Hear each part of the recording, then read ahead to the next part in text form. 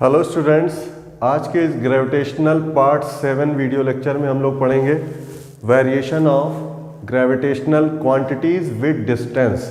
मतलब इसमें ग्राफ और फार्मूले के साथ कैसे अलग अलग ग्रेविटेशनल क्वांटिटीज़ डिस्टेंस के साथ वेरी करती, उनका ग्राफ कैसा बनता है, ये बहुत इंपॉर्टेंट है। ग्रेविटेशनल क्वांटिटी में सबसे पहले gravitational force, gravitational acceleration, gravitational potential energy और ग्रेविटेशन पोटेंशियल, ये चार वेरिएशन और उनका ग्राफ अलग अलग तरह के बॉडी सिस्टम में, जैसे point mass, spherical mass body और हॉलो स्फीयर और इसी तरह से रिंग के लिए इस पर क्वेश्चन पूछे गए, ग्राफ पूछा गया है। चलिए शुरुआत करते हैं। सबसे पहले पॉइंट मास m के लिए, मतलब अगर हम कोई पॉइंट मास m है और उससे किसी डिस्टेंस r पर यहाँ पर एक टेस्ट मास m0 रख दिया जाए तो लगने वाला ग्रेविटेशनल फोर्स, ग्रेविटेशनल एक्सेलरेशन की वैल्यू इस पॉइंट मास कैपिटल M के लिए और ग्रेविटेशनल पोटेंशियल एनर्जी और ग्रेविटेशन पोटेंशियल के ये चार फार्मूले पहले समझ लें, फिर उनका ग्राफ यहाँ बनाएंगे कैसे ये वेरी करते हैं। तो अब आइए, सबसे पहले ग्रेविटेशनल फोर्स F की वैल्यू क्या होगी। तो F बराबर according to Newton's gravitational law F बराबर आएगा minus capital G capital M और जो टेस्ट मास है हमारा उसको हमने m0 मान रखा है, m0 अपॉन r स्क्वायर। तो यहाँ आप देख सकते हो, यहाँ माइनस हमने इसलिए लगाया क्योंकि ग्रेविटेशनल फोर्स अट्रैक्टिव होता है और इसमें विद साइन वैल्यू इसलिए रखें क्योंकि ग्राफ पर उसका वेरिएशन नेगेटिव साइड पे दिखाया जाएगा। अभी ग्राफ बना के आपको दिखाते हैं। तो फोर्स की वैल्यू r पर कैसे डिपेंड है। Gravitational force F directly proportional to -1 upon r square. इसका मतलब इसका ग्राफ कैसा बनेगा। इसका ग्राफ इनवर्स स्क्वायर रिलेशन का ग्राफ कैसा बनता है, हाइपरबोलिक। तो हाइपरबोलिक कर्व बनेगा और उसको अभी आगे ग्राफ पर लोकेट करेंगे। अब आइए, जैसे हमने ग्रेविटेशनल फोर्स लिखा है बिल्कुल वैसे ही ग्रेविटेशनल एक्सेलरेशन की वैल्यू भी लिख सकते हैं। बस ग्रेविटेशनल एक्सेलरेशन लिखने में क्या करते हैं, फोर्स अपॉन टेस्ट मास कर देंगे, F अपॉन m0। तो इसीलिए m0 की वैल्यू यहाँ कैंसिल हो जाएगी। आप इसे ऐसे लिख सकते हैं F अपॉन m0 और ये वैल्यू आ जाएगी minus G capital M upon r square. तो जो वेरिएशन ग्रेविटेशनल फोर्स का होगा सेम वही वेरिएशन ग्रेविटेशनल एक्सेलरेशन का होगा। तो यहाँ पर gravitational acceleration G directly proportional to -1 upon r square. सही बात तो ये है कि इन दोनों का ग्राफ एक ही जैसा बनेगा, बट हम एक ही एक्सिस पर दोनों को लोकेट कर देंगे अलग अलग लाइनों पर। और अब आइए ग्रेविटेशनल पोटेंशियल एनर्जी के लिए बात करें तो कैपिटल U बराबर ग्रेविटेशनल पोटेंशियल एनर्जी, दो पॉइंट मासेस के बीच का फॉर्मूला है माइनस G m1 m2 में लिखेंगे capital M m0 upon r।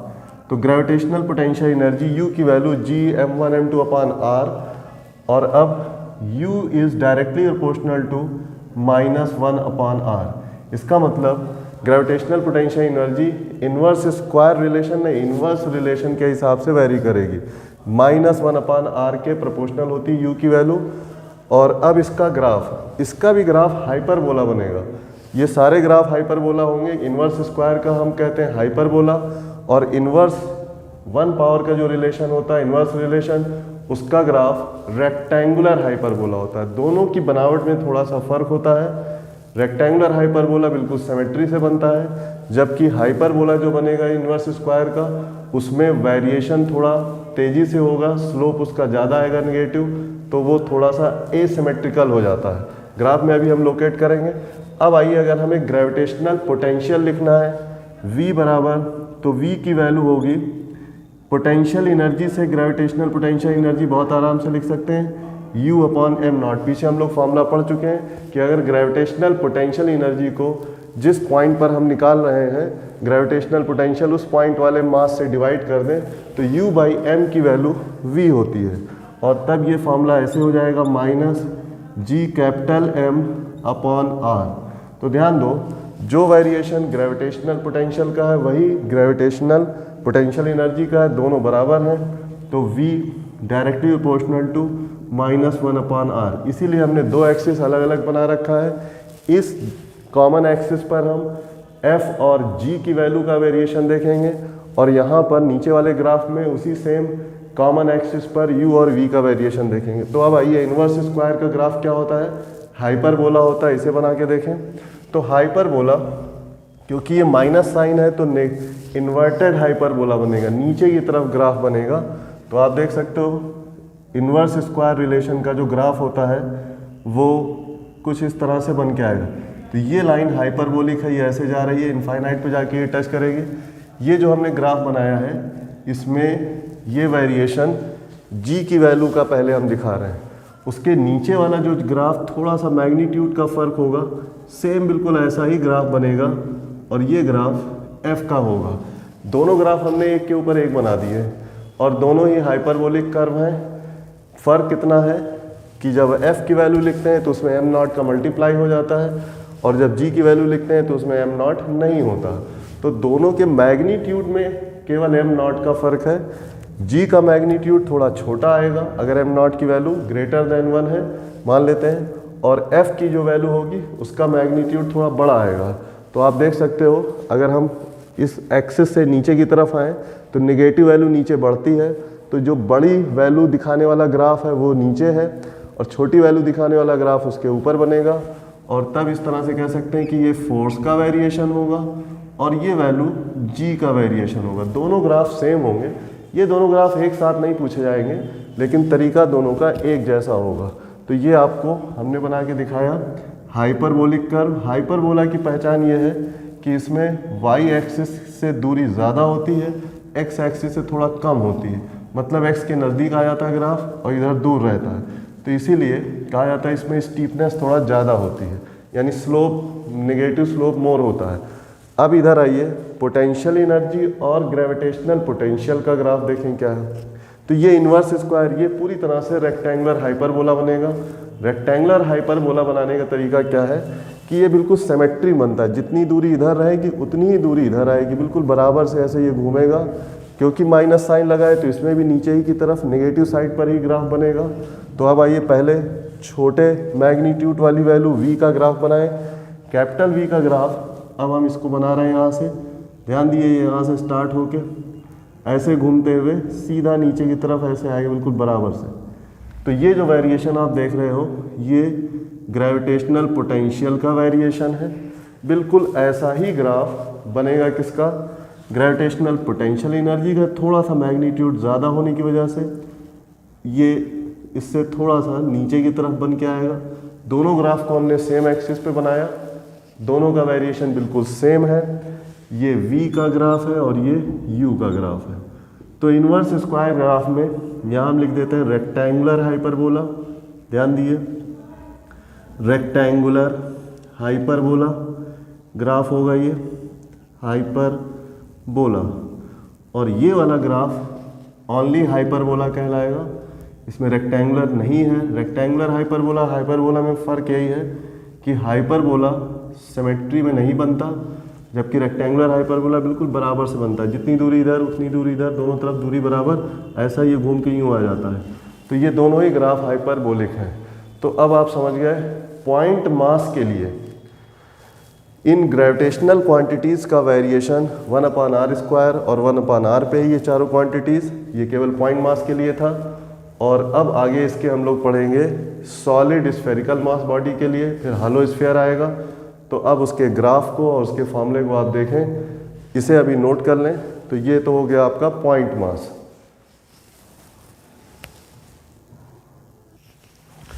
अब आइए स्टूडेंट्स बात करते हैं स्फेरिकल सॉलिड मास बॉडी की। तो ये एक स्फेयर है जिसका मास कैपिटल M है, रेडियस r है। इससे स्मॉल r डिस्टेंस पर एक टेस्ट मास हमने रखा है m0। इस पे लगने वाला ग्रेविटेशनल फोर्स और एक्सेलरेशन ड्यू टू ग्रेविटी की वैल्यू, और इसी के साथ साथ पोटेंशियल एनर्जी और ग्रेविटेशनल पोटेंशियल, इनके पहले हम लोग फार्मूले लिखेंगे और फिर देखेंगे कि ये वैल्यूज़ r के साथ, डिस्टेंस के साथ कैसे वेरी करती हैं। तो ध्यान देने की बात यह है कि जब हम सॉलिड स्फेरिकल बॉडी लेते हैं तो इसमें इनसाइड वैल्यू अलग निकलती है, वेरिएशन अलग होता है, आउटसाइड का वेरिएशन अलग होता है। तो सबसे पहले लिखेंगे आउटसाइड, जिसमें small r greater than radius of sphere है। तो आउटसाइड वैल्यू में फोर्स कितना लगेगा, फोर्स का फॉर्मूला, g की वैल्यू का फॉर्मूला तो सबसे पहले टेस्ट मास पे लगने वाला फोर्स लिख लेते हैं F बराबर, तो आउटसाइड में तो पॉइंट मास जैसा ही फॉर्मूला बनेगा, सॉलिड स्फीयर और पॉइंट मास दोनों एक जैसे होते हैं आउटसाइड के मामले में। तो यहाँ आ जाएगा minus G capital M not upon R square. ये हो गया ग्रेविटेशनल फोर्स का फॉर्मूला। इसी के आगे ग्रेविटेशनल एक्सेलरेशन आर डिस्टेंस पे जब लिखेंगे तो minus G capital M upon R square होगा। हर बार देखिएगा आप जब भी ग्रेविटेशनल फोर्स लिखा जाएगा, ग्रेविटेशनल एक्सेलरेशन, तो टेस्ट मास का ही अंतर होगा दोनों में। यहाँ टेस्ट मास नहीं होगा G M upon R square, और यहाँ G M1 M2 upon R square जैसा फॉर्मूला बनेगा।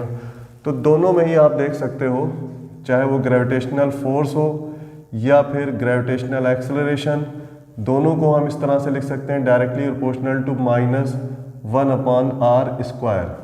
तो यहाँ देखो इन्वर्स स्क्वायर रिलेशन है, F और G हमेशा एक जैसे होंगे। अब आइए ग्रेविटेशनल पोटेंशियल एनर्जी की बात करें U, तो आउटसाइड सॉलिड स्फीयर में ग्रेविटेशनल पोटेंशियल एनर्जी की वैल्यू भी वैसे ही होती है जैसे पॉइंट मास में होती है।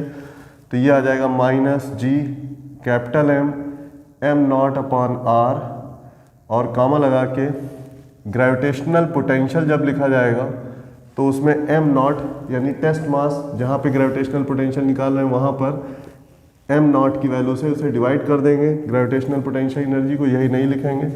तो इसका फॉर्मूला आ जाएगा minus G capital M upon R. और अब वेरिएशन आप देख सकते हो, u और v एक जैसे वेरी करते हैं, दोनों ही directly proportional to -1 upon R. तो ये तो हो गया आउटसाइड वाली वैल्यू।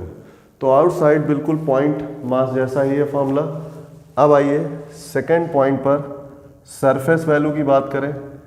सरफेस वैल्यू है आउटसाइड के बाद आता है एट सरफेस।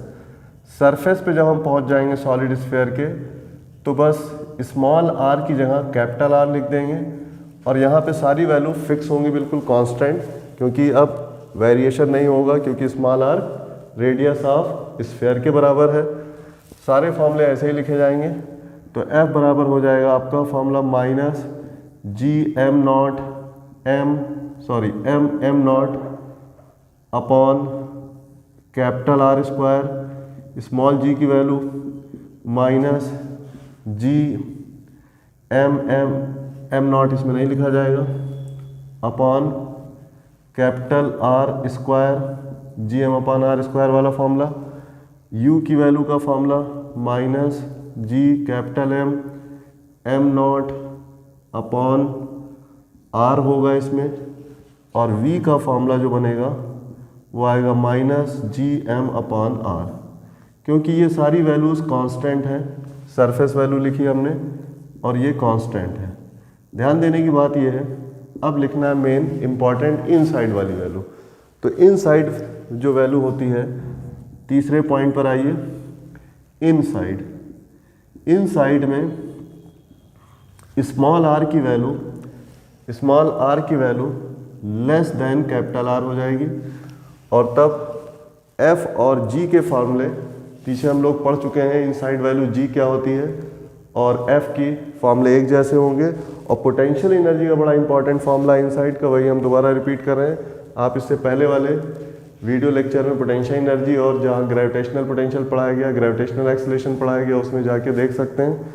तो अब इनसाइड में एफ की वैल्यू का फॉर्मूला हो जाएगा माइनस, ध्यान दीजिए इसी तरह से हम लोग लिखेंगे जी एम नॉट अपॉन, यहाँ आएगा R cube into small R. यहाँ नीचे आर क्यूब आ जाता है, ऊपर स्मॉल आर होता है, क्योंकि यहाँ एफ माइनस आर के डायरेक्टली प्रोपोर्शनल होता है। बिल्कुल इसी तरह से जी का फॉर्मूला जो बनेगा वो minus G capital M upon R cube into small R होगा। ये फार्मूला पीछे हम लोग पढ़ा चुके हैं भाई, इसी में अगर एम नॉट और बढ़ा दें तो यही फार्मूला ग्रेविटेशनल फोर्स का बन जाएगा। अब आइए सबसे इम्पॉर्टेंट पोटेंशियल एनर्जी का फार्मूला, ध्यान से देखिए नीचे हम लिख रहे हैं minus G capital M not, और यहाँ पर अंडर ब्रैकेट 2 स्टेप में ये फार्मूला बनता है। तो ध्यान दिए 3r square minus small are square upon नीचे आता है 2r ये वैल्यू, और तब 2r क्यूब, सॉरी, ये ऐसे ब्रैकेट क्लोज हो जाता है। तो कहने का मतलब नीचे की तरफ 2r क्यूब होगा, ऊपर 3r स्क्वायर, ये 2 स्टेप का फॉर्मूला है। इसी के आगे ग्रेविटेशनल पोटेंशियल को भी बिल्कुल ऐसे ही लिख सकते हैं, माइनस, उसमें m नॉट नहीं लिखना होगा, g capital M under bracket 3r capital R square up minus small r square upon 2r cube. ये वैल्यू हो गई ग्रेविटेशनल पोटेंशियल की। तो ग्रेविटेशनल पोटेंशियल को हमेशा ग्रेविटेशनल पोटेंशियल एनर्जी से लिखना बहुत आसान होता है, क्योंकि बस इसमें ग्रेविटेशनल पोटेंशियल एनर्जी में दोनों मास आते हैं, और ग्रेविटेशनल पोटेंशियल में जिस पॉइंट पर हम ये वैल्यू निकाल रहे हैं वहाँ वाले मास को हटा देते हैं। तो आप देख सकते हो यहाँ पर कॉमा करके लिख दें, u और v दोनों ही डायरेक्टली प्रोपोर्शनल है माइनस आर स्क्वायर के। अब इनका ग्राफ यहाँ देखिए, माइनस आर स्क्वायर वेरिएबल कौन है, स्मॉल आर, तो स्मॉल आर के साथ माइनस आर स्क्वायर का रिलेशन, इसमें भी माइनस आर स्क्वायर का रिलेशन है। तो अब सारे फॉर्मूले हमने लिख दिए जो काम के थे, और अब इनका ग्राफ बनाते हैं। तो ग्राफ कैसे बनेगा, सबसे पहले आउटसाइड वाला हिस्सा पूरा करते हैं, फिर इनसाइड वाला ग्राफ बनाएंगे, और सरफेस वैल्यू फिक्स होती है। चलिए अब आइए, आउटसाइड तो वैसा ही ग्राफ बनेगा जैसे हमने पॉइंट मास के लिए बनाया। तो अब आइए यहाँ पर पॉइंट मास के लिए सबसे पहले g का ग्राफ बनाते हैं। ये रेक्टेंगुलर हाइपरबोला होगा, और इसी के ऊपर हम f का भी ग्राफ साथ साथ बना देते हैं। दोनों वेरिएशन एक जैसे होंगे। ये रेक्टेंगुलर, सॉरी, हाइपरबोलिक ग्राफ है, रेक्टेंगुलर नहीं बनेगा। लेकिन इन साइड आने पर यहाँ देखो f की वैल्यू और g की वैल्यू का वेरिएशन कैसा है, तो कामा करके लिख दें f कामा g दोनों ही directly proportional to minus r है। ये बहुत इंपॉर्टेंट है। इन साइड वैल्यू r के डायरेक्टली प्रोपोर्शनल होती माइनस साइन के, तो यहाँ r के अंदर की जो दूरी आएगी इन साइड, इसमें ग्राफ कैसा बनेगा, स्ट्रेट लाइन बनेगा, और नेगेटिव स्लोप का ग्राफ बनेगा। और जब हम सेंटर में पहुंच जाएंगे तो स्मॉल r की वैल्यू 0 रखने पर सेंटर पर ये वैल्यू f और g दोनों ही 0 हो जाएंगे। सेंटर पे पहुंचते ही आपने पढ़ा था पीछे, फोर्स और ग्रेविटेशनल एक्सेलरेशन दोनों 0 हो जाते हैं, इसलिए इसका ग्राफ 0 डिस्टेंस पे यानी सेंटर पे ओरिजिन से मिलेगा जाके। यहाँ ये लाइन स्ट्रेट लाइन बन गई, और यहाँ पर आप देख सकते हो ये f का ग्राफ है। तो नीचे वाला ग्राफ f का है ग्रेटर मैग्नीट्यूड, और ऊपर वाला ग्राफ g का है। दोनों ग्राफ हमने इसलिए एक साथ बनाया ताकि ये वैसे तो पूछे जाएंगे अलग अलग, लेकिन दोनों एक ही जैसे हैं, बस मैग्नीट्यूड का थोड़ा फर्क है। तो अब आप देख लिए इनसाइड स्ट्रेट लाइन, यहाँ पर जो आप देख रहे हो ये सबसे हाईएस्ट वैल्यू है, ये सरफेस वैल्यू है दोनों की, ग्रेविटेशनल एक्सेलरेशन की सरफेस वैल्यू और फोर्स की सरफेस वैल्यू। पूरा ग्राफ नीचे इसलिए बन रहा है क्योंकि ये सब वैल्यू निगेटिव होती है। तो एक बार क्वेश्चन आया था इसी नीट में, और उसमें नीचे और ऊपर दोनों बना दिया था, तो सही ऑप्शन क्या होगा, नीचे। अब अगर माइनस साइन हटा दें, हम केवल मैग्नीट्यूड का ग्राफ देखें, तो ये पूरा ग्राफ पलट के ऊपर भी बन सकता है, लेकिन तब उसमें बिना माइनस के बनाना होगा, केवल मैग्नीट्यूड का वेरिएशन दिखाने के लिए। अभी आप देख सकते हो ये ग्राफ, जैसे जैसे हम सेंटर से आगे बढ़ते जाएंगे इस ग्राफ का वेरिएशन ऐसे होता जाएगा। सबसे बड़ी वैल्यू कहाँ पे आएगी, सरफेस पे आएगी। अब आइए काम की बात है, पोटेंशियल एनर्जी और ग्रेविटेशनल पोटेंशियल की बात करें। तो outside potential energy -1/r, inside potential energy -r²।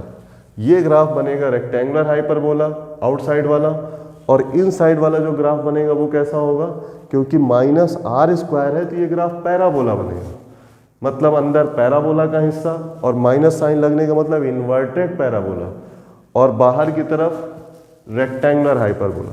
तो इससे पहले रेक्टेंगुलर हाइपरबोला हम लोग बना भी चुके थे। तो ध्यान दीजिए, यहाँ पर हम सबसे पहले v का ग्राफ बनाते हैं। तो v का ग्राफ ऐसे बनेगा, बिल्कुल जैसे सिमेट्री में। ये हो गया पोटेंशियल, और जस्ट इसी के नीचे एक और ग्राफ हम डबल लाइन पे बना रहे हैं, ये हो गया आपका u का ग्राफ। तो ये रेक्टेंगुलर हाइपरबोला है, और तब यहाँ पर दोनों लाइन हमने एक साथ बना दी। बट ध्यान दीजिए, अंदर आने पे क्या होगा, इन्वर्टेड पैराबोला बनेगा। पैराबोला कैसे बनता है हम आपको दिखाएं। पैराबोला ऐसे आ जाता है यूँ, और इसका भी ग्राफ बन करके सीधा बिल्कुल यूँ आ जाएगा। तो लगभग हमने मिलता जुलता, दोनों का ग्राफ बिल्कुल मिलता जुलता है। अंदर का हिस्सा पैराबोलिक होगा, एरो बना के यहाँ लिख देते हैं पैराबोला। तो ये इन्वर्टेड पैराबोला कहलाता है। इसका हेड यहाँ पर होगा एक्सिस पर पैराबोला, और ये वाला हिस्सा जो है वो रेक्टेंगुलर हाइपरबोला है। Rectangular hyperbola. तो रेक्टेंगुलर हाइपरबोला सरफेस के बाहर वाला हिस्सा, और नीचे का ये हिस्सा ऐसे पैराबोला। एक बात और बता दें, सेंटर में पहुंचने पर पोटेंशियल एनर्जी का मैग्नीट्यूड और ग्रेविटेशनल पोटेंशियल दोनों सबसे ज़्यादा होंगे, सरफेस वैल्यू का 1.5 गुना। आप देख सकते हो सरफेस वैल्यू इसकी यहाँ पे आ रही है। ये जो लाइन हमने मिलाई, it is the surface value of potential Vs, और जस्ट इसके नीचे यहाँ से मिला दें तो ये सरफेस वैल्यू ऑफ U यानी Us। पोटेंशियल एनर्जी की सरफेस वैल्यू यहाँ मिलेगी, ग्रेविटेशनल पोटेंशियल की सरफेस वैल्यू यहाँ मिलेगी दोनों, और उसका 1.5 गुना, जितना ये है उसका आधा और ले लो तो यहाँ पर सेंटर वाली वैल्यू आ जाएगी पोटेंशियल एनर्जी की, और यहाँ पर ग्रेविटेशनल पोटेंशियल की सेंटर की वैल्यू आएगी। तो ग्रेविटेशनल पोटेंशियल एनर्जी की सेंटर वाली वैल्यू हम लोग पीछे पढ़ चुके हैं, सरफेस वैल्यू, बस इसमें R की वैल्यू 0 रख दें। तो अब क्योंकि यहाँ स्पेस खत्म हो गया है, इसलिए अब इसे पूरा नोट कर लें। ये पूरा वेरिएशन हमने सॉलिड मास के लिए लिखा है, सॉलिड स्फेरिकल मास बॉडी के लिए। तो आइए इसे नोट करते हैं जल्दी से।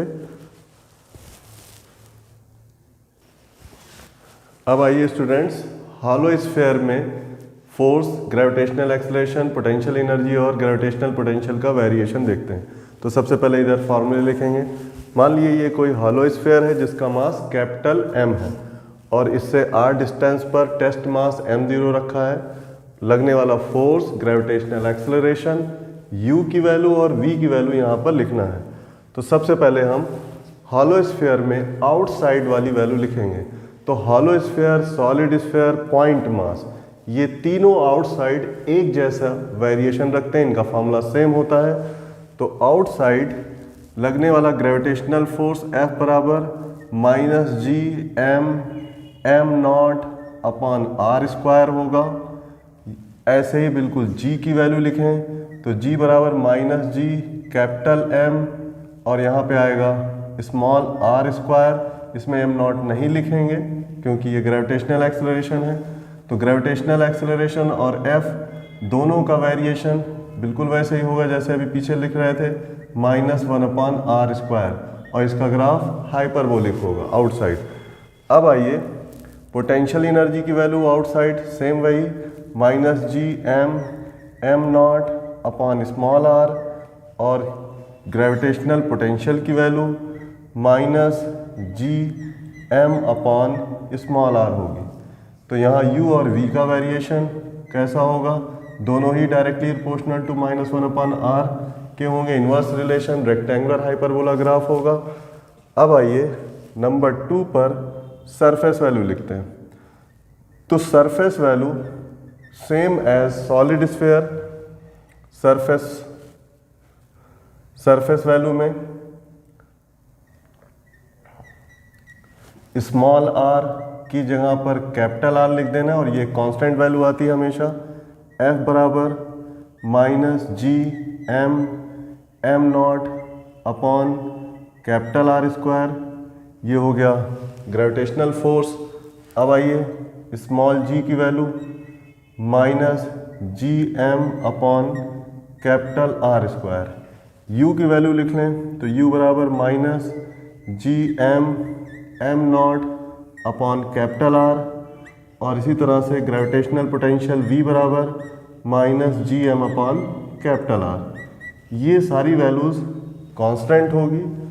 कांस्टेंट सरफेस एक फिक्स पॉइंट होता है, इसलिए वहाँ पर ये चारों क्वांटिटीज़ कांस्टेंट होंगी, फिक्स वैल्यू। अब आइए इनसाइड वैल्यू लिखते हैं। तीसरा, इनसाइड में स्मॉल r की value less than capital R होगी, और इनसाइड आने पर ध्यान देने की बात, हॉलो स्फीयर बिल्कुल अलग है, सॉलिड स्फीयर में तो इनसाइड वैल्यू फोर्स की और ग्रेविटेशनल एक्सेलरेशन की किसके बराबर होती थी, -r के डायरेक्टली प्रोपोर्शनल होती थी। मतलब वहाँ ग्राफ स्ट्रेट लाइन बनता था। लेकिन हॉलो स्फीयर में जैसे ही अंदर आएंगे वैसे ही ग्रेविटेशनल फील्ड ज़ीरो हो जाती है और इसी तरह से ग्रेविटेशनल फोर्स भी ज़ीरो हो जाएगा। तो ग्रेविटेशनल फोर्स और एक्सेलरेशन ड्यू टू ग्रेविटी, जिसे ग्रेविटेशनल फील्ड कहते हैं, दोनों ही ज़ीरो होंगे। ये बिल्कुल वही केस है जैसे इलेक्ट्रोस्टैट में आपने पढ़ा। इलेक्ट्रोस्टैट में हॉलो स्फेरिकल चार्ज बॉडी के अंदर इलेक्ट्रिक फील्ड ज़ीरो होती है और वहाँ लगने वाला फोर्स भी ज़ीरो होता है। तो सेम वही वेरिएशन ग्रेविटेशनल फील्ड का है। तो F बराबर यहाँ पर इनसाइड अंदर आ जाए 0 और G की वैल्यू भी 0 हो जाएगी। इसका मतलब ग्राफ सीधा एक्स एक्सिस पे आ जाएगा। अभी हम बना के दिखाते हैं। एक वैल्यू पोटेंशियल एनर्जी की लिखें। तो पोटेंशियल एनर्जी क्योंकि वर्क डन होता है, तो इनसाइड जब कोई फील्ड नहीं होगी तो जितना वर्क डन इनफाइनाइट से टेस्ट मास को लाने में हो चुकेगा सरफेस तक, उतना ही वर्क डन बना रहेगा और अंदर आने पर और एक्स्ट्रा कोई वर्क डन नहीं होगा। इसका मतलब potential energy total work done के बराबर होती है। इसलिए वर्क डन की वैल्यू सरफेस वाली जहां तक है उतनी ही ली जाएगी। इसका मतलब इनसाइड पोटेंशियल एनर्जी का फॉर्मूला हमेशा हॉलो स्फीयर में सरफेस वैल्यू के बराबर आता है। तो सरफेस वैल्यू के बराबर आएगा तो सरफेस वैल्यू ऊपर लिखी हुई है, तो यहाँ आ जाएगा -G(m)m0 अपॉन R। और इसी तरह से ग्रेविटेशनल पोटेंशियल भी अपनी सरफेस वैल्यू के बराबर होगा इनसाइड, क्योंकि पोटेंशियल एनर्जी जितनी है उतनी ग्रेविटेशनल पोटेंशियल उसी हिसाब से आएगा, क्योंकि ये यूनिट मास का वर्क डन होता है। तो सेम वैल्यू आ जाएगी -Gm/r। तो ये तो हो गया इनसाइड वाली वैल्यू। अब आइए अगर सरफेस पे पहुंच जाएं, सॉरी सेंटर पे, तो सेंटर पे भी इनसाइड वैल्यू रहेगी। तो सेंटर और इनसाइड के किसी पॉइंट पर सब कुछ आइडेंटिकल रहेगा। हॉलो स्फीयर में फोर्स 0 होगा, ग्रेविटेशनल एक्सेलरेशन 0 होगा, पोटेंशियल एनर्जी की वैल्यू सरफेस वाली लेंगे और ग्रेविटेशनल पोटेंशियल भी सरफेस वाला ही लेंगे। तो अब ये वैल्यू भी फिक्स हो गई, मतलब कांस्टेंट। इसलिए इसका ग्राफ स्ट्रेट लाइन बनेगा पैरेलल टू एक्स एक्सिस और यहाँ पर एक फिक्स वैल्यू है पॉइंट पर, तो यहाँ पर जो ग्राफ बनेगा वो फिक्स वैल्यू होगा। तो आगे एक ग्राफ बना के देखते हैं। सबसे पहले आउटसाइड वाला ग्राफ बिल्कुल वैसे ही बना लेना है। तो यहाँ पे ग्रेविटेशनल एक्सेलरेशन की वैल्यू का हाइपरबोलिक कर्व ऐसे जाएगा जैसे पहले बना रहे थे, और ग्रेविटेशनल फोर्स का भी ग्राफ उसी के साथ ऐसे जाएगा। दोनों ग्राफ बिल्कुल एक जैसे हैं, G और F। ये आउटसाइड वाली value solid sphere, point mass और हॉलो स्फीयर सब में एक जैसी।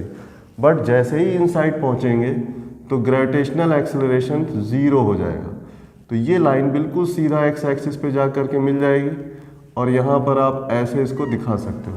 मतलब ग्राफ G का ऐसे आ करके ऐसे जाएगा। अगर हम अंदर से बाहर जाएंगे तो ये वेरिएशन ऐसे दिखाई देगा, ग्राफ फिर ऐसे जाएगा, फोर्स में इस तरह से जाएगा। दोनों बिल्कुल सेम नेचर के ग्राफ हैं। तो ग्रेविटेशनल फोर्स और एक्सेलरेशन इनसाइड सीधे एक्स एक्सिस पे मिलेगी लाइन और ये ऐसे बन जाएगी। अब आइए ग्रेविटेशनल पोटेंशियल एनर्जी में क्या होगा। तो ग्रेविटेशनल पोटेंशियल एनर्जी का ग्राफ आउटसाइड वाला रेक्टेंगुलर हाइपरबोला होता है। तो रेक्टेंगुलर हाइपरबोला सबसे पहले ग्रेविटेशनल पोटेंशियल का ग्राफ बनाते हैं।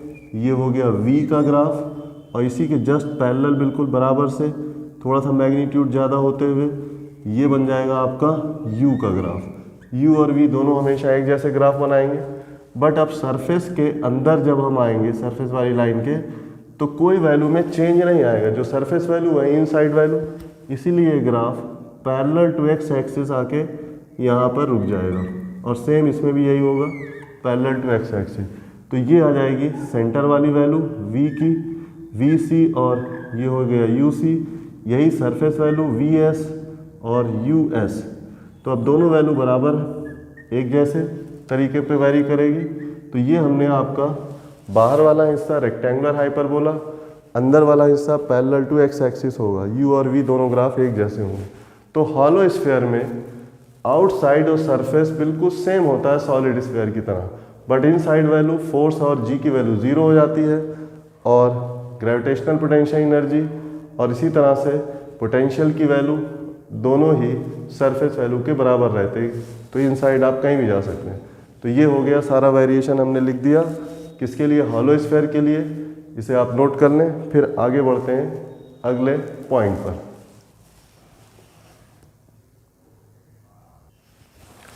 अब आइए intensity of gravitational field due to mass ring को कैलकुलेट करते हैं और फिर उसका वेरिएशन देखते हैं। तो इससे पहले जहाँ पर जी की वैल्यू हमने पढ़ाई थी आपको, वहाँ पर रिंग की इंटेंसिटी ऑफ ग्रेविटेशनल फील्ड या एक्सेलरेशन ड्यू टू ग्रेविटी, उसके सेंटर से आर दूरी पर मान लेते हैं कोई टेस्ट मास हमने रखा है, तो वहाँ पे लगने वाला फोर्स या इंटेंसिटी ऑफ ग्रेविटेशनल फील्ड को कैलकुलेट किया था। तो उसी का फॉर्मूला लिखना है, फिर उसका ग्राफ बनाना है, फिर उसके वेरिएशन को देखना है यहाँ पर। तो आइए सबसे पहले ग्रेविटेशनल फील्ड इंटेंसिटी IGF की वैल्यू लिखते हैं। ध्यान दिए, IGF और acceleration due to gravity, intensity of gravitational field या इसी को EG कहा जाता है, और यही होता है ग्रेविटेशनल फील्ड की इंटेंसिटी। ग्रेविटेशनल फील्ड की इंटेंसिटी और एक्सेलरेशन ड्यू टू ग्रेविटी दोनों सेम थिंग है, और एक्सेलरेशन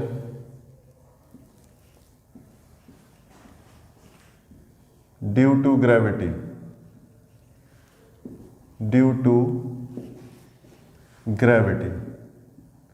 तो मास रिंग के लिए इसे कैलकुलेट कर सकते हैं।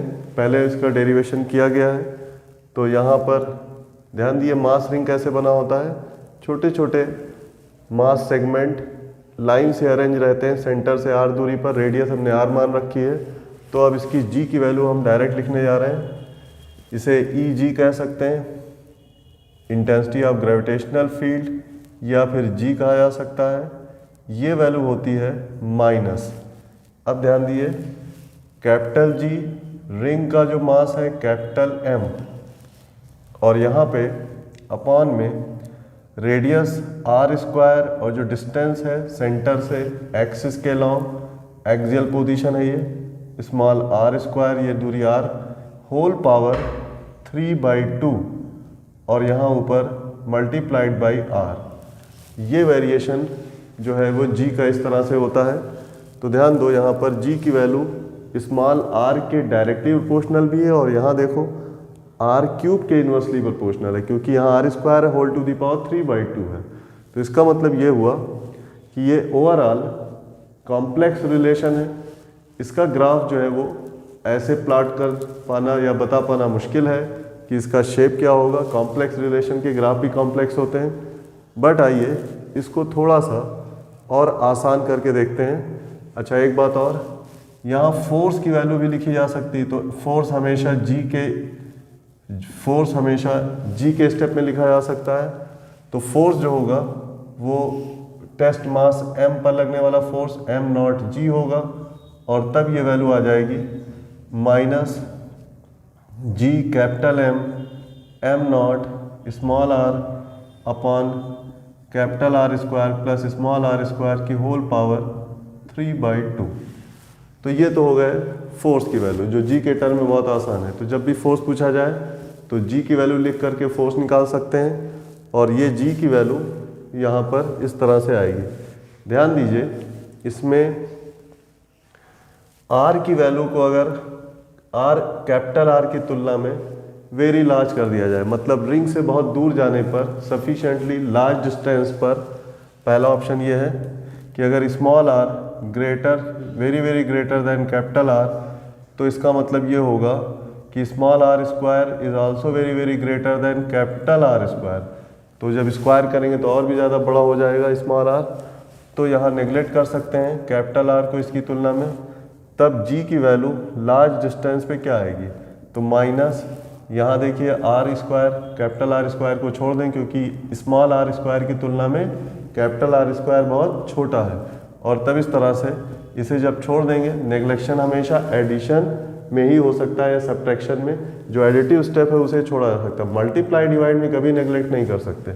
तो ठीक है, r² को लिखेंगे स्मॉल r, कैपिटल R² को छोड़ देंगे, तो ये पावर 3/2 होगी।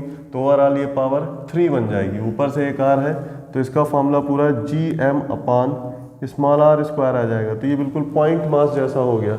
इसका मतलब जी का वेरिएशन कैसा होगा, 1/r स्क्वायर के स्टेप में होगा माइनस साइन के साथ। इसी तरह से इसका मतलब आउटसाइड या दूर जाने पर जो हम लोग सॉलिड स्फीयर पॉइंट मास के लिए जो वेरिएशन पढ़ा था, सेम वही वेरिएशन होगा। तो ग्राफ कैसा होगा, हाइपरबोलिक टाइप का कर्व बनेगा। अभी आगे ग्राफ प्लॉट करेंगे। अब आइए नंबर 2। नंबर 2 में अगर r की वैल्यू, स्मॉल r की वैल्यू बहुत कम कर दें रेडियस ऑफ रिंग की तुलना में, तो small r is very very less than capital R, it means small r square is also very very less than capital R square. तो अब की बार बहुत सेंटर के नज़दीक जब आ जाएंगे, लगभग यहाँ पर बिल्कुल नज़दीक, तब g की वैल्यू यहाँ देखेंगे क्या होगी। तो ये नेगलेक्ट करने पर अब कैपिटल R को लिखा जाएगा, स्मॉल r को छोड़ दिया जाएगा, क्योंकि अब स्मॉल r कैपिटल R की तुलना में वेरी वेरी स्मॉल है। तो अब फॉर्मूला क्या बनेगा, g बराबर माइनस, ध्यान दिए जब हम स्मॉल r को छोड़ देंगे तो एडिशन में ही नेगलेक्शन होगा, यहाँ ऊपर जो मल्टीप्लाई में r है उसे लिखना पड़ेगा, और तब ये value g capital M upon नीचे आ जाएगा r cube into small r। ध्यान दिए ये फार्मूला सॉलिड स्फीयर के इनसाइड वाला बन गया। तो जब हम रिंग के बहुत सेंटर के नज़दीक आते हैं तब g का वेरिएशन कैसा होता है, directly proportional to minus r होता है। तो अब सॉलिड स्फीयर में इनसाइड वाला ग्राफ स्ट्रेट लाइन बना था, यहाँ भी सेंटर के नज़दीक बिल्कुल पहुँच जाने पर वेरिएशन कैसा होगा, लीनियर होगा, उसका ग्राफ स्ट्रेट लाइन बनेगा नेगेटिव स्लोप का। ठीक है। अब आइए सेंटर पे वैल्यू बात करें। तो सेंटर पे तो स्मॉल r की वैल्यू 0 हो जाएगी, मतलब सेंटर पे r बराबर 0 सेंटर आ गया, और तब यहाँ g की वैल्यू 0 आ जाएगी। तो पता ये चला ग्राफ कैसा बनेगा, सेंटर पे तो ओरिजिन पे होगा ग्राफ, थोड़ा कम दूरी पे जब रहेंगे तो ग्राफ जो होगा वो स्ट्रेट लाइन चलेगा, ऐसे लगभग ऐसे। स्ट्रेट लाइन आने के बाद फिर ये कर्व लाइन में बदलेगा, और फिर एक मैक्सिमम वैल्यू के बाद जा कर के ये ग्राफ फिर रेक्टेंगुलर हाइपरबोला बनाते हुए फिर ऐसे आगे बढ़ जाएगा। तो आप देख सकते हो ये लाइन ऐसे घूम करके जा रही है, और ये ज़्यादा दूरी वाला ग्राफ हमने यहीं पास में बना दिया। तो g is directly proportional to -1/r square है यहाँ, और यहाँ g क्या है, g is directly proportional to -r है। ये दोनों वेरिएशन एक साथ है। अब आइए रिंग में हम इस साइड पर हैं, इसके एक्सिस पर, अगर हम एक्सिस के उधर वाली साइड पे जाएं तो अब की बार r नेगेटिव हो जाएगा और उसके उल्टा g पॉजिटिव हो जाएगा। g पॉजिटिव का मतलब अंदर की ओर लगेगा। तो सेम यही ग्राफ अगर हम इस वाली साइड पे लेके आते हैं तो इसका उल्टा ऊपर की ओर बनने लगेगा, वेरिएशन बिल्कुल वैसे ही होगा, घुमावदार ऐसे ग्राफ बन करके आएगा, और फिर यहाँ से फिर ये हाइपरबोलिक नेचर बना लेगा। तो दोनों तरफ का ग्राफ बिल्कुल सिमेट्रिकल है, बीच में हिस्सा लगभग सीधा होगा क्योंकि सेंटर के नज़दीक स्ट्रेट लाइन बनेगी यहाँ पर।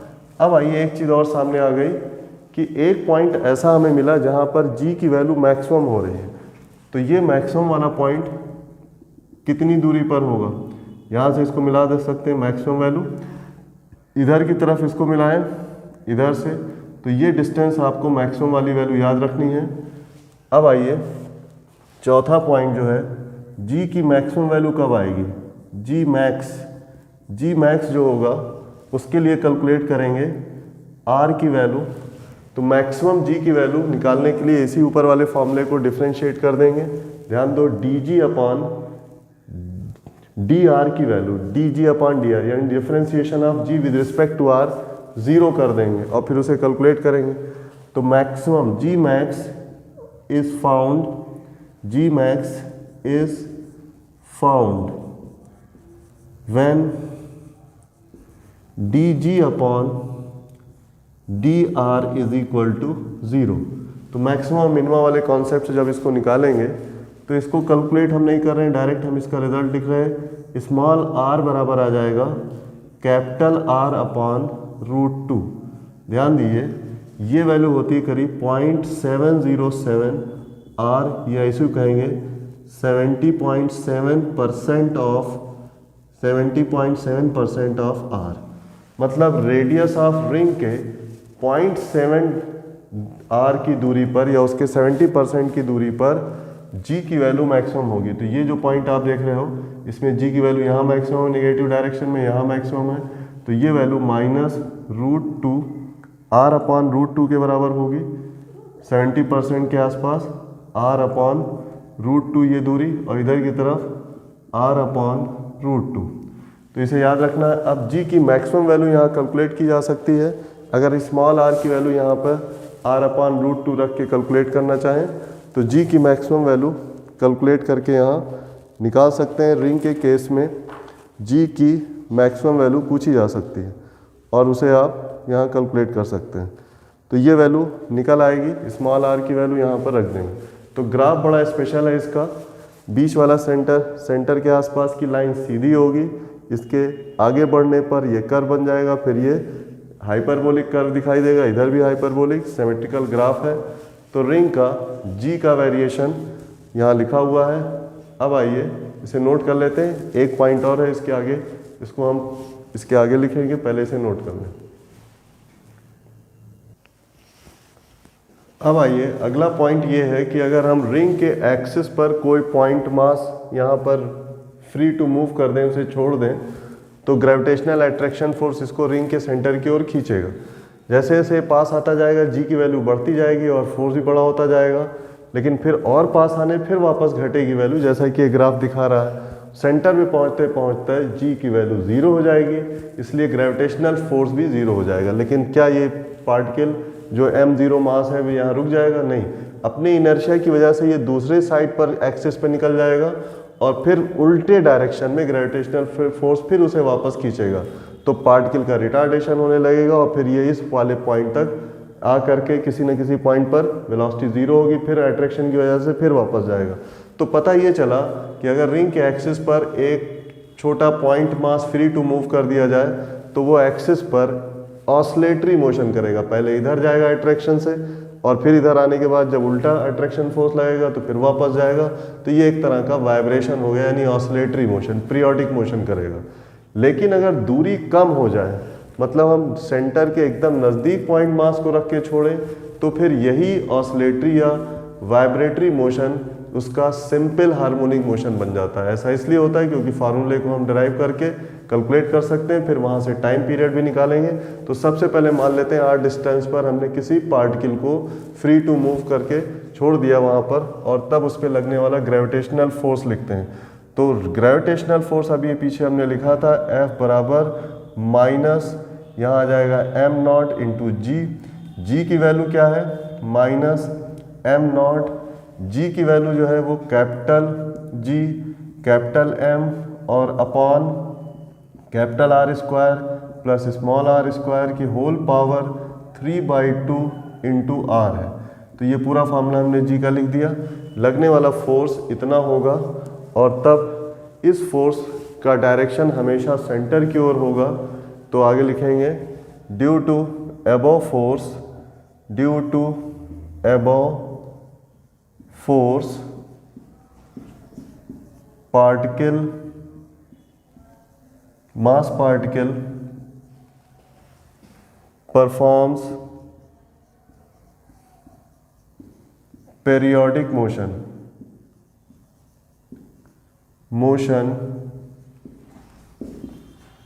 about center of ring।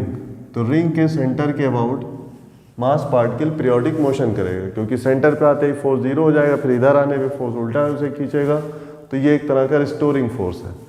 अब आइए, अगर दूरी बहुत कम हो सेंटर के नज़दीक, यहाँ लिख रहे हैं if small r is very very less than capital R, तब यही फोर्स क्या होगा? तो यहाँ पर हम स्मॉल r को नेगलेक्ट कर दें तो ये लगने वाला फोर्स -m0, ऊपर आएगा G capital M upon r³ into small r। अब की बार आप देख सकते हो कि ये फोर्स F जो है वो डायरेक्टली प्रोपोर्शनल है किसके? -r के। बस यही कंडीशन सिंपल हार्मोनिक मोशन की कंडीशन है। तो जब किसी पार्टिकल या बॉडी पर लगने वाला फोर्स उसके डिस्प्लेसमेंट के नेगेटिव साइन के प्रोपोर्शनल होता है, यहाँ देख सकते हैं आप, ये सारा कांस्टेंट है r के नेगेटिव साइन के प्रोपोर्शनल। तब इस तरह के मोशन को हम लोग सिंपल हार्मोनिक मोशन कहते हैं। इसका मतलब point mass performs simple harmonic motion करेगा। अब अगर ये सिंपल हार्मोनिक मोशन करेगा तो इसका टाइम पीरियड और फ्रीक्वेंसी निकाल सकते हैं बहुत आसानी से। सबसे पहले एक्सेलरेशन निकालेंगे उसका, और तब उससे हम लोग कैलकुलेट करके निकाल लेंगे टाइम पीरियड क्या होगा। तो इसे अभी नोट करें, फिर आगे एक्सेलरेशन लिखते हैं इसका। तो अब आइए, ग्रेविटेशनल फोर्स कम दूरी पर अगर है पार्टिकल तो नेगेटिव डिस्प्लेसमेंट के डायरेक्टली प्रोपोर्शनल होता है। दोबारा लिखते हैं F बराबर minus G capital M not upon R cube into small r। अब ध्यान दीजिए, यहाँ पर जो ग्रेविटेशनल फोर्स है उसको हमने इस तरह से लिख लिया। अब F की जगह पर M नॉट और उसका एक्सेलरेशन अल्फा लिखेंगे, क्योंकि पार्टिकल अब SHM कर रहा है तो F बराबर M अल्फा लिखा जाएगा। अल्फा क्या है? SHM का एक्सेलरेशन है, तो ये वैल्यू आ जाएगी minus G capital M not upon R cube into small r। M not cancel हो गया तो अल्फ़ा की वैल्यू यहाँ निकल आई, और तब हम लोग टाइम पीरियड का फॉर्मूला डायरेक्ट लिख सकते हैं अब, क्योंकि टाइम पीरियड ऑफ ऑसिलेशन जो होगा t बराबर 2 पाई अंडर रूट, यहाँ होता है displacement upon acceleration. Displacement SHM का जो भी डिस्प्लेसमेंट है, डिस्प्लेसमेंट अपॉन एक्सेलरेशन। तो ठीक है, डिस्प्लेसमेंट यहाँ पे r है और एक्सेलरेशन अल्फ़ा है, तो r अपान अल्फ़ा की वैल्यू रखना है। बस ध्यान रहे अंडर रूट के अंदर ये वैल्यू रखने जा रहे हैं, तो माइनस साइन हटा के रखेंगे। माइनस तो डायरेक्शन को बताता है, तो r अपान अल्फ़ा की वैल्यू, अल्फ़ा इधर कर लें और ये स्टेप उल्टा ऊपर इधर साइड हो जाएगा, तो r अपान अल्फ़ा की वैल्यू में r क्यूब इधर आएगा, जी एम नीचे आ जाएगा, तो यहाँ बनेगा r cube upon G capital M। तो ये आपने ये कैलकुलेट हो गया time period of this point mass near to the centre of mass ring. तो मास रिंग के सेंटर के नज़दीक टाइम पीरियड इतना होगा, और तब इसी से फ्रीक्वेंसी ऑफ ऑसिलेशन निकालें तो ये आ जाएगा 2 पाई अपॉन टी, और तब 1 upon 2 pi, sorry frequency time period का उल्टा होता है, तो यहाँ फार्मूला आ जाएगा G M upon capital R cube. तो ये हो गया ऑसिलेशन का टाइम पीरियड। ये एक बार पूछा गया, इसे नोट कर लें। तो ये तो रिंग का ग्रेविटेशनल फील्ड की इंटेंसिटी और उसके नज़दीक पॉइंट मास को छोड़ देने से उसका मोशन कैसा होगा, ये पॉइंट पूरा हुआ, इसे नोट करें। अब आइए स्टूडेंट, ग्रेविटेशनल फोर्स कैलकुलेट करते हैं दो सॉलिड मास स्फीयर के बीच, जिनको कि ग्राउंड फ्लोर पे रखा गया है। यहाँ पर स्मॉल r रेडियस का एक छोटा स्फीयर और 2r रेडियस का एक बड़ा स्फीयर है, दोनों एक दूसरे को टच करते हुए इस तरह से रखे हैं। अब क्योंकि ग्रेविटेशनल फोर्स सेंट्रल फोर्स होता है, इसलिए दोनों के बीच gravitational attraction force centre to centre काम करेगा। यहाँ डायरेक्शन आप सेंटर पे ऐसे लेंगे इसको मिलाने वाली लाइन पर। अब हमें एक चीज़ और यहाँ देख लेना चाहिए कि दोनों सेंटर टू सेंटर डिस्टेंस कितनी है। तो यहाँ से ये दूरी स्मॉल r है, ये दूरी 2r है, तो total distance centre to centre कितनी हो गई 2r प्लस 3r। इसका मतलब 2r प्लस r बराबर 3r। यहाँ से यहाँ तक की टोटल डिस्टेंस 3r हो गई। अब ये ग्रेविटेशनल फोर्स कैलकुलेट कर सकते हैं, क्योंकि हमारा जो न्यूटन्स ग्रेविटेशनल लॉ है वो पॉइंट मास और स्फेरिकल मास बॉडी के लिए अप्लाई होता है।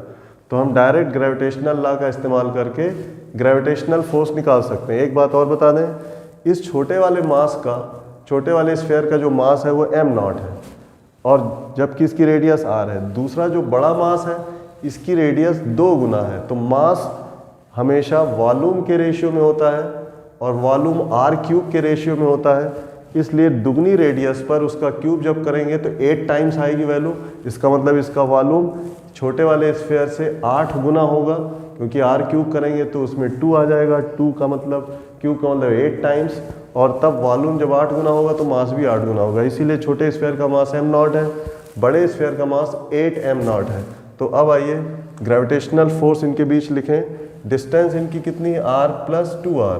तो यहाँ पे ग्रेविटेशनल फोर्स F बराबर, केवल वैल्यू लिखना, माइनस साइन लगाने की जरूरत नहीं, तो ये हो जाएगा G m1 में m0 multiplied by 8m0 upon centre to centre distance लिखेंगे, तो ये हो जाएगा r + 2r का होल स्क्वायर, और तब ये वैल्यू आ जाएगी पूरी 8G capital M0 square upon 3r का होल स्क्वायर करेंगे तो 9 स्मॉल r स्क्वायर। ये लगने वाला gravitational force centre to centre है, इसलिए इसको निकाल सकते हैं। ध्यान देने की बात यह है कि अगर यहाँ स्फेरिकल मास बॉडी ना होती, कोई और शेप का मास होता, तब direct Newton gravitational law applicable नहीं होगा। न्यूटन ग्रेविटेशनल लॉ केवल किसके लिए बनाया गया, पॉइंट मास और स्फेरिकल मास बॉडी के लिए ही बनाया गया। तो अगर यहाँ कोई ब्लॉक जैसे रख दें, यहाँ एक और ब्लॉक रख दें, सेंटर टू सेंटर फोर्स तो सेंटर पे ही लगेगा, क्योंकि gravitational force is a central force, but उसकी वैल्यू हम ब्लॉक के लिए कैलकुलेट नहीं कर सकते, उसके लिए इंटीग्रेशन मेथड का इस्तेमाल होगा, और ब्लॉक की जो संरचना उसके हिसाब से सारे पॉइंट मासेस इंटीग्रेट करके तब टोटल फोर्स निकाला जाएगा। अभी यहाँ पर क्योंकि हमने स्फेरिकल मास बॉडी ले रखी है, इसलिए ग्रेविटेशनल फोर्स की वैल्यू सीधे सीधे हम लोग न्यूटन ग्रेविटेशनल लॉ से निकाल सकते हैं। तो ये तो आप देख रहे हो 8gm0 square upon 9r square. अब आइए यहाँ पर ये एंगल अगर मान लें थीटा है, तो उतना ही बड़ा एंगल इधर भी बनेगा थीटा, आप देख सकते हो दोनों एंगल बराबर। तो ग्रेविटेशनल फोर्स का F ये वाला कंपोनेंट यहाँ लिखा जा सकता है, इसकी वैल्यू क्या आ जाएगी, F cos थीटा। ध्यान दिए यहाँ पर हमने इसका एक कंपोनेंट ले लिया ग्रेविटेशनल फोर्स का थीटा एंगल पर डाउनवर्ड, तो ये हो जाएगा F cos थीटा, यहाँ छोटा सा लिख देते हैं F cos थीटा। दूसरी तरफ इधर वाला ग्रेविटेशनल फोर्स का ये कंपोनेंट इस वर्टिकल लाइन के लॉन्ग लिखेंगे तो ये ऊपर की तरफ बनेगा, इसकी वैल्यू भी F cos थीटा आएगी। अब आइए cos थीटा इस ट्रायंगल में निकाल लेते हैं। cos थीटा की वैल्यू ध्यान दिए, cos थीटा की वैल्यू यहाँ पे लिख रहे हैं क्या होगी, तो इस ट्रायंगल में cos थीटा निकालने में बेस होगा यहाँ से यहाँ तक, ध्यान दो ये पूरा 2r है, इतना r है, तो ये कितना बचा r और r मिला के 2r है ये, तो ये वैल्यू r हो गई, ये हो गया बेस, और हाइपोटेन्यूज पूरा 3r है, तो हो गया 2r upon 3r, sorry r upon, क्योंकि बेस इसका केवल r है तो r अपॉन ये कितना हो जाएगा 3r, तो ये वैल्यू हो गई 1/3।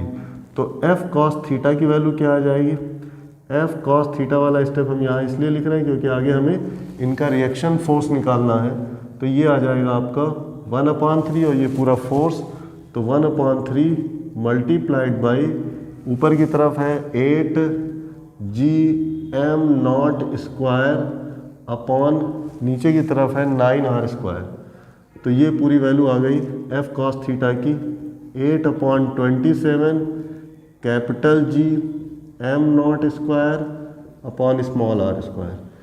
F cos थीटा हमने इसलिए निकाला क्योंकि अब हम इस पर फ्लोर पे रखे हुए छोटे स्फीयर पे लगने वाले रिएक्शन फोर्स की वैल्यू निकालेंगे। इसे हम मान लेते हैं N1, रिएक्शन फोर्स जो फ्लोर का होगा N1 ऊपर लगेगा। सेम इसी तरह से बड़े स्फीयर में रिएक्शन फोर्स ऊपर की तरफ लगेगा, इसे मान लेते हैं N2।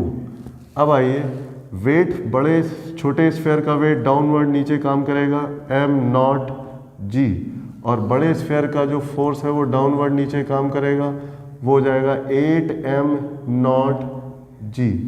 अब अगर हमें कैलकुलेट करना हो कि what is the reaction force on the two sphere, तो आप देख सकते हो वर्टिकल लाइन पर ऊपर की ओर दो फोर्स हैं N1 F cos थीटा और नीचे की तरफ m0g, ये दोनों फोर्स इक्विलिब्रियम बनाएंगे, इसलिए ऊपर के नेट फोर्स की वैल्यू नीचे के फोर्स के बराबर डाउनवर्ड, तो यहाँ लिखेंगे N1 plus F cos theta is equal to आ जाएगा m0g, मतलब N1 की वैल्यू फर्स्ट स्फीयर पे लगने वाला रिएक्शन फोर्स निकाल रहे हैं, F cos थीटा उधर घटा देंगे क्योंकि F cos थीटा की वैल्यू हम लोगों ने अलग से कैलकुलेट कर रखी है, तो ये हो जाएगी 8 अपॉन 27, यहाँ आएगा G M not square upon small are square. अब आइए इसी तरह से N2 रिएक्शन फोर्स निकालें। तो अब की बार N2 ऊपर की ओर लग रहा है F cos थीटा और 8 m नॉट जी डाउनवर्ड लग रहा है। तो वर्टिकल लाइन पे इक्विलिब्रियम में अपवर्ड एंड डाउनवर्ड फोर्स बराबर करें तो क्या आ जाएगा, सीधे सीधे लिखेंगे N2 बराबर डाउनवर्ड फोर्स 8 m नॉट जी और plus F cos theta. F cos theta की वैल्यू सेम वही ऊपर लिखी हुई है, इसको देख के लिख लें 8 m not G plus 8 upon 27 G M not square upon R square. तो ये देख लिए दोनों स्फीयर का रिएक्शन फोर्स है। तो इनके बीच ग्रेविटेशनल अट्रैक्शन फोर्स काम करेगा, उसकी वजह से इनके रिएक्शन फोर्स एम नॉट जी से और उधर 8 एम नॉट जी से अलग वैल्यू आएगी, क्योंकि इसका एक कंपोनेंट ऊपर, इसका कंपोनेंट नीचे काम करेगा। तो ये एक क्वेश्चन है जिसको कैलकुलेट किया गया। लगने वाला ग्रेविटेशनल फोर्स हमेशा सेंटर पे लगेगा, बट न्यूटन ग्रेविटेशनल लॉ हम तभी अप्लाई कर सकते हैं जब दोनों बॉडीज स्फेरिकल शेप में हो, और तब स्फेरिकल के लिए वैल्यू रखेंगे तो ये आंसर आएगा। इसे नोट कर लें।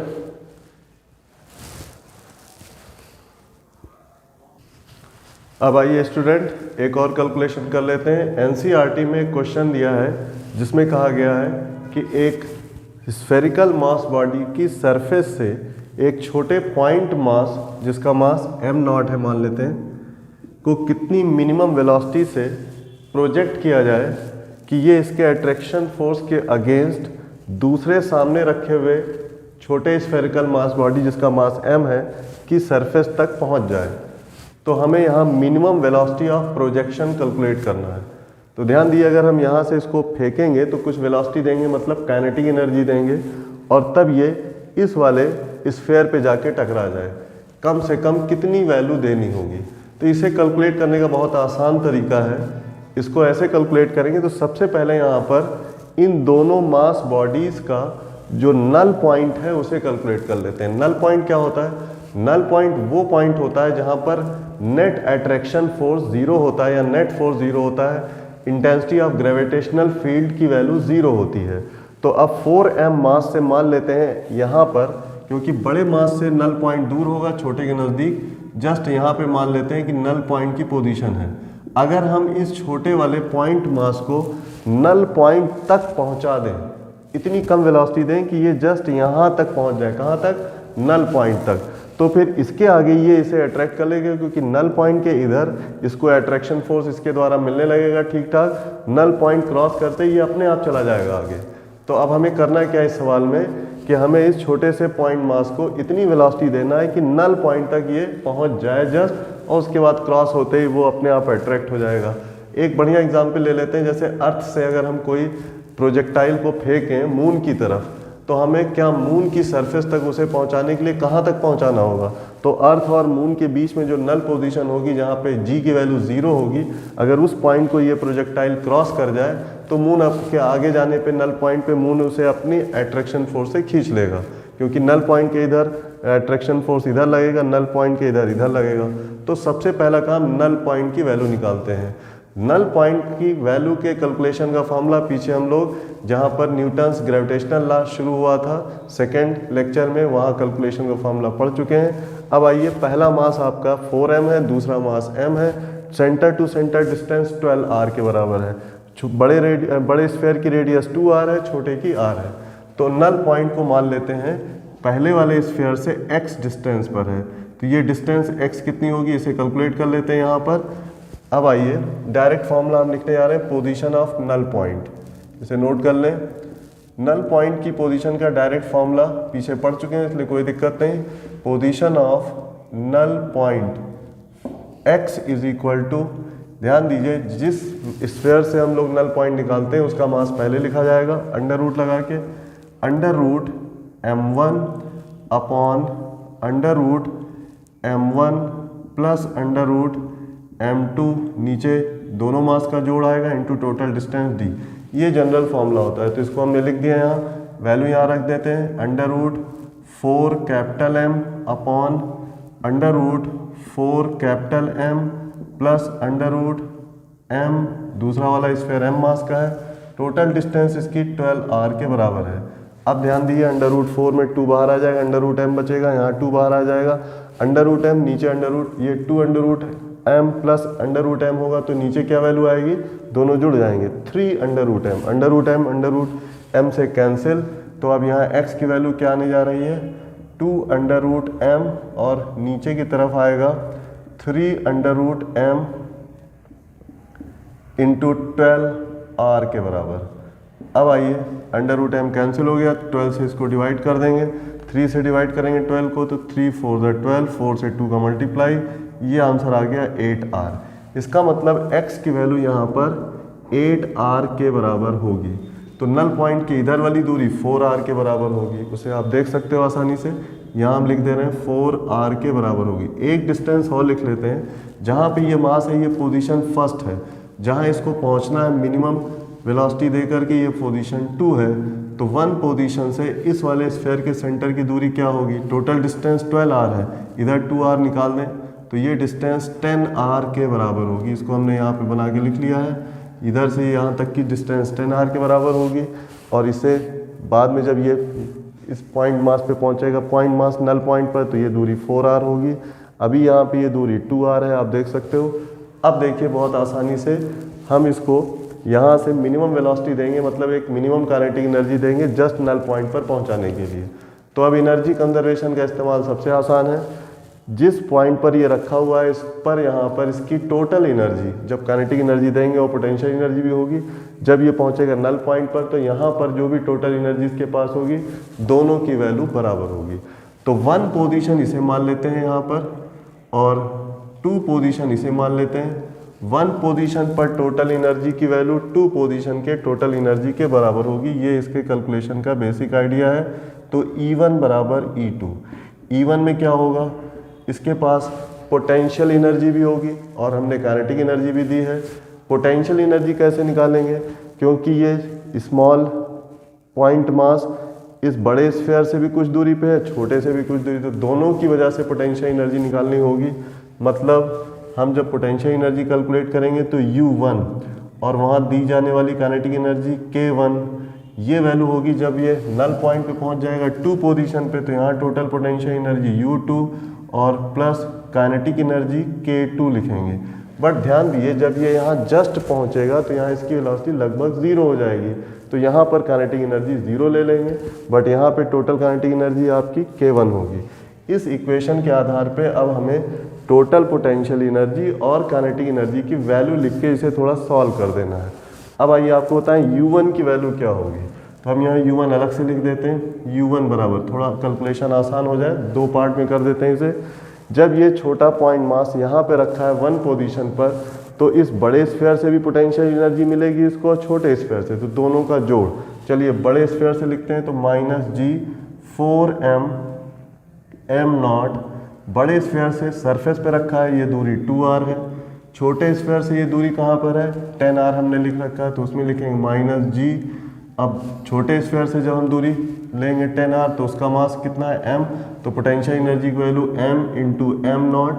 अब हम किसका मास लेंगे, छोटा स्फीयर और पॉइंट मास, और इनके बीच की दूरी कितनी है 10r, तो ये वैल्यू यहाँ आ जाएगी 10r। अब इसको थोड़ा सॉल्व कर लेते हैं, तो ये वैल्यू हो गई, माइनस कॉमन ले सकते हैं, दोनों नेगेटिव हैं, g और m0 अपान r कॉमन आ जाएगा। तो यहाँ देखिए -g m0 अपान r कॉमन ले लिया हमने, अंडर ब्रैकेट ये देखिए यहाँ 2 से 4 कैंसिल हो गया, तो यहाँ आ गया 2 + 1/10। अब इसको एलसीएम लेके जोड़ें तो ये वैल्यू कितनी हो जाएगी, 10 एलसीएम लेंगे जब यहाँ पर, ध्यान दीजिए, तो यहाँ 10 20 21/10 आ जाएगा ये। तो आ गया -g m0 m अपान r, और ये वैल्यू आ गई 21/10। इसको ऐसे ही लिखा रहने दीजिए, लास्ट में दिख रहा होगा 21/10 लिखा हमने। अब आइए U2 कैलकुलेट कर लेते हैं। जब ये पॉइंट मास नल पॉइंट की पोजीशन पे पहुंच जाएगा तो बड़े स्फीयर से पोटेंशियल एनर्जी और छोटे स्फीयर से पोटेंशियल एनर्जी U2 होगी। बड़े स्फीयर से पोटेंशियल एनर्जी के लिए ये दूरी 8r यूज़ करेंगे, छोटे स्फीयर से पोटेंशियल एनर्जी के लिए 4r दूरी यूज़ करेंगे। तो -g 4m m नॉट, बड़े स्फीयर से दूरी 8r, उसके बाद फिर -g, छोटे स्फीयर का मास m नॉट अपॉन छोटे स्फीयर से दूरी 4r। अब इन दोनों को जोड़ लेना है तो पूरा आंसर नेगेटिव आएगा। ध्यान दिए इसमें 4 से ये कैंसिल हो करके 2 हो जाएगा, और अब कॉमन ले लें इसमें फिर वही g capital M not upon पूरा r कॉमन ले लेते हैं। अंडर ब्रैकेट ये वैल्यू आएगी 1/2 और यहाँ पर -1/4 सॉरी +1/4। तो अब ये वैल्यू कितनी हो जाएगी देख सकते हैं, ये 4 से 8 कैंसिल हो रहा है तो 1/2 बचेगा। अब 4 एलसीएम हो जाएगा, ऊपर आएगा 2 + 1 यानी 3/4, तो आ गया -g m not upon capital R, और यहाँ वैल्यू हो जाएगी 3/4, क्योंकि 4 एलसीएम लेंगे तो 3/4 बनेगा ये। तो ये पूरी वैल्यू हमने कैलकुलेट कर ली।